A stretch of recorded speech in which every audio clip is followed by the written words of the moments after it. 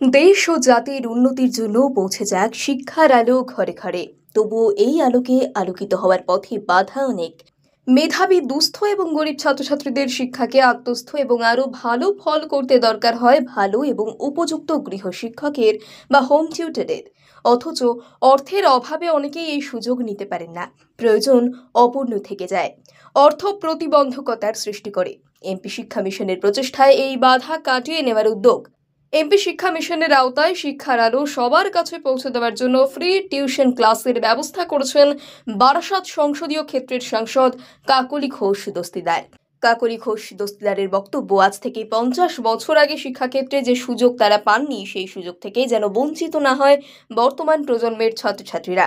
তাই উপযুক্ত টিউটরদের দিয়ে নিউ খরচায় ছাত্রছাত্রীদের মধ্যে শিক্ষার আলো ছড়িয়ে দেওয়ার উদ্যোগ এমপি শিক্ষা মিশনের মাধ্যমে।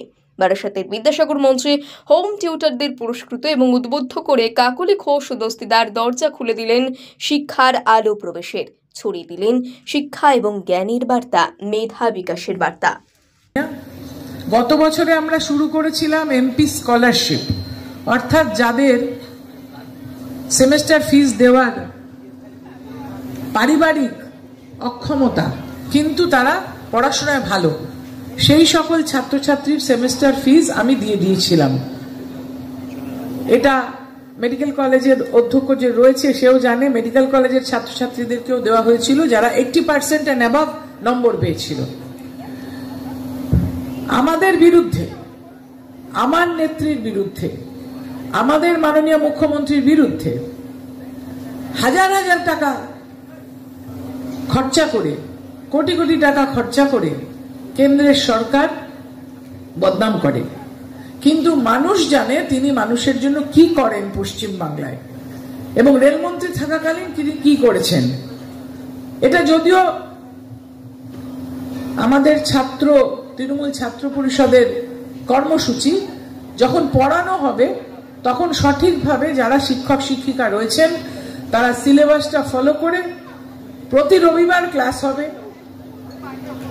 সরকারি মহাবিদ্যালয়ে সকাল হয়তো 10টা থেকে 12টা অবধি বাংলা ক্লাস 10-এর, তারপরে 2 ঘন্টা খাওয়ার জন্য গ্যাপ দিয়ে 2টো থেকে 4টে অবধি 12-এর বাংলা, পরের রবিবার ইংরেজি, তারপরে রবিবার সায়েন্স, তারপরে রবিবার অঙ্ক, তারপরে এইভাবে চলতে থাকবে যতদিন না এদের প্রি টেস্ট এবং টেস্ট হচ্ছে।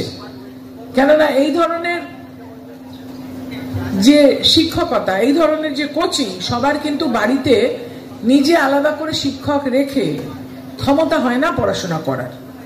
তার মধ্যে একজনকে দেখতে পাচ্ছেন আপনাদের সামনেই দাঁড়িয়ে বক্তৃতা দিচ্ছেন।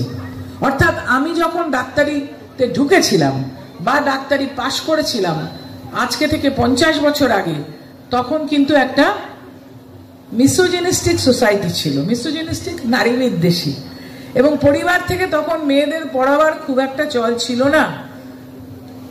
বলতে নেই তিনি নেই, কিন্তু আমার বাবা কিন্তু সেইভাবে এগিয়ে আসেননি। যতটা সহযোগিতা পেয়েছিলাম সবটাই মায়ের কাছ থেকে, এবং বাড়িতে টিচার রাখার কিন্তু আলাদা করে কোনো রকম ব্যবস্থা ছিল না। টিচারদের সঙ্গে কথা বলে স্কুলে গিয়ে এক্সট্রা টাইমে স্কুলের পরে কোনো পড়া দেখে আসতাম, সেইভাবেই জয়েন্ট এন্ট্রান্স এই দিকবেরিয়ার গ্রাম থেকে দিয়ে আজকে যেখানে আছি। আমি ধরুন 7,500 ডাক্তারকে আল্ট্রাসাউন্ড শিখিয়েছি বিগত আমার কর্মজীবনে, 1986 থেকে শুরু করে 2019 অব্দি। তারপরে আমি এখন আর ডাক্তারি করার সময় পাই না। 7,500 ডাক্তার যারা আফগানিস্তান, পাকিস্তান, বাংলাদেশ, নেপাল, মালয়েশিয়া, অনেক দেশ থেকে আসতো আমার কাছে শিখতে। কেননা ভারতবর্ষে আমি প্রথম ওই সাবজেক্টটা শিখেছিলাম বিদেশে গিয়ে, আর কেউ জানতো না সাবজেক্টটা। সুতরাং সেই অর্থে দেখতে গেলে আমিও একজন টিচার, আর এখন আমি প্রফেসরদের মা। কেননা আমার 2 ছেলে অ্যাসিস্ট্যান্ট প্রফেসর, তারা সরকারি মেডিকেল কলেজে প্রফেসরি করে, এবং আমার 2 বৌমাও পিএইচডি করে কলেজেই পড়ায়। সুতরাং আমি প্রফেসরদের মা। তাই আমার এই উপলব্ধিটা হলো যে এই যে ছাত্রছাত্রীরা তারা সহযোগিতা পাচ্ছে না, বাড়িতে